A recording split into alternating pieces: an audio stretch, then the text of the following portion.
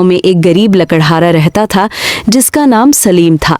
उसके पास न बड़ी जमीन थी न दौलत, बस एक पुरानी कुल्हाड़ी और मजबूत ईमान था। वह हर रोज जंगल से लकड़ियां काटता, उन्हें बाजार में बेचता और जो थोड़े बहुत पैसे मिलते उनसे अपने घर का चूल्हा जलाता। सलीम की माँ ने मरने से पहले उसे एक नसीहत दी थी, बेटा कभी भी अल्लाह की राह में देना मत छोड़ना, चाहे तुम खुद कितने ही मोहताज क्यों न हो। सदका कभी माल कम नहीं करता बल्कि बढ़ा देता है।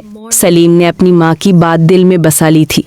एक दिन तेज सूखा पड़ गया, जंगल में लकड़ियाँ कम हो गई और बाजार में खरीदार भी खत्म हो गए।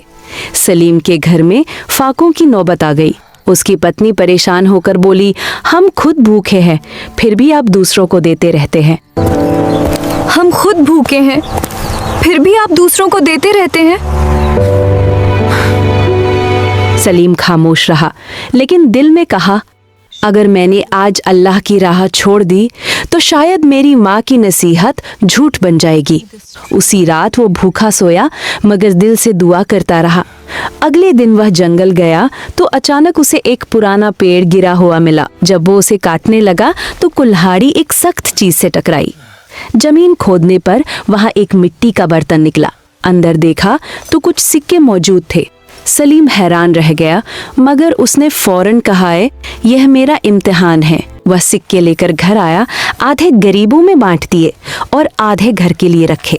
अगले दिन वही जगह दोबारा खोदी तो वहां एक छोटा संदूक निकला जिसमें और भी कीमती चीजें थी। सलीम रो पड़ा और कहा, या अल्लाह, यह सब मेरी सदके की नीयत का बदला है। समय बीतता गया, सलीम अमीर हो गया मगर उसने अपनी आदत नहीं बदली। वह पहले से ज्यादा सदका करने लगा, यतीमों को खाना खिलाता, मुसाफिरों की मदद करता। लोग उससे पूछते, अब तो तुम अमीर हो गए हो, अब क्यों देते हो?